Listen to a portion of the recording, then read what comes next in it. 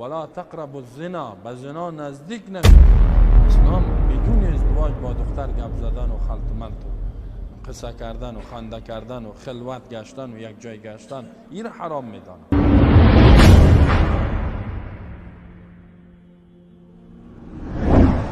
کسای دیگه داریم که امو ازدواج و یا نکاح را استفاده جنسی را اشباع کردن غرایز و خواستهای جنسی خود به صورت نامشروع اجازه میده.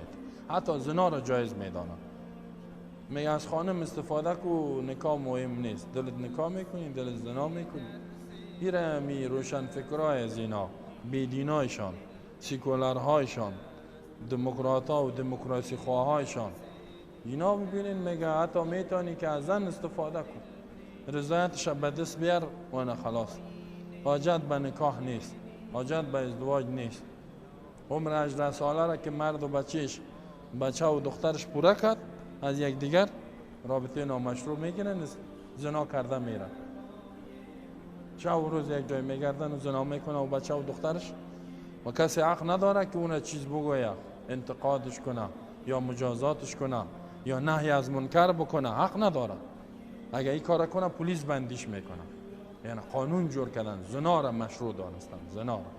این تو قوانین کفری.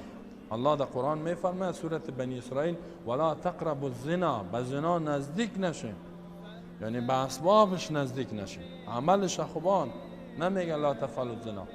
اسباب وسایل زنا که رابطه نامشروع، گپ میزنی و خنده میکنی و نظر میکنی و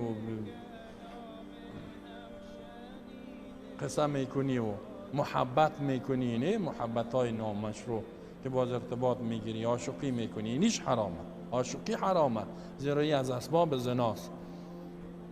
اسلام عشق رابطه نام بدون ازدواج با دختر گپ زدن و خلط ملط و قصه کردن و خنده کردن و خلوت گشتن و یک جای گشتن این را حرام میدانه. لا تقربوا الزنا، نزدیک نشین به زنا، انه کان فاحشه، بدون شک این بی حیایی است. حیای انسان از بین میبره، مخالف عقل است. و ساء سبیلا، الله می بدترین راه است، راه آتش است، راه انسانیت نیست، راه انسانای سالم و عفیف و پاک دامن نیست. این حیوان هاست که یکی کده دیگه جور میان و استفاده کرده میرن. اما حیوان هم به زور نمیتونن، یکم تایش اگه کار کنه اینم جور آمد کو خلاص. خود زندگی حیوانی جور کردن نه این کافرها.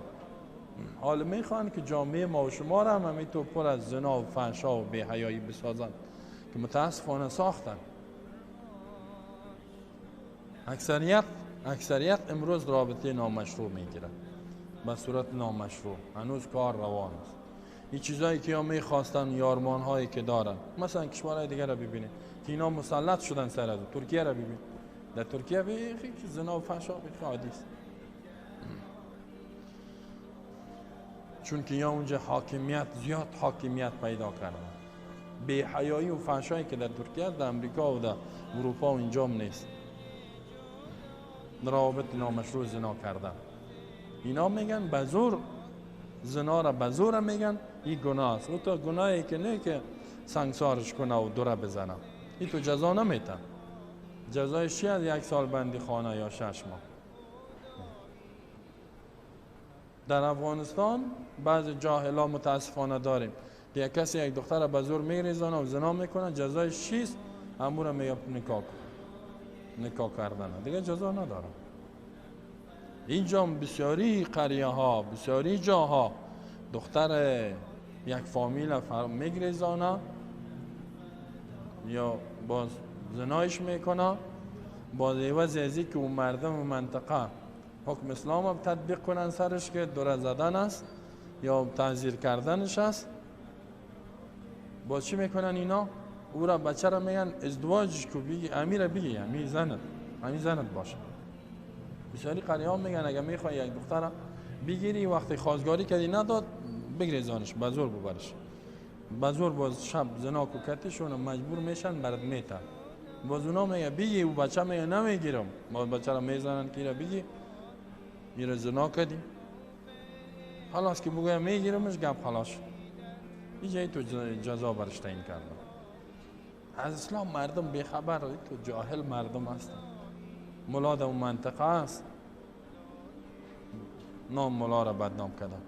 الله در قرآن میگه زانی و زانیت فجلدوا کل واحد منهما 100 جلده. مرد و زن زناکار 100 دوره بزنه. و این گریختاندن و این خود ناموس یک کس تجاوز کردن است، خود جزای تعزیری غیر. بعضی ها میگن این تعزیرا اعدام هم میشه، جزای تعزیری.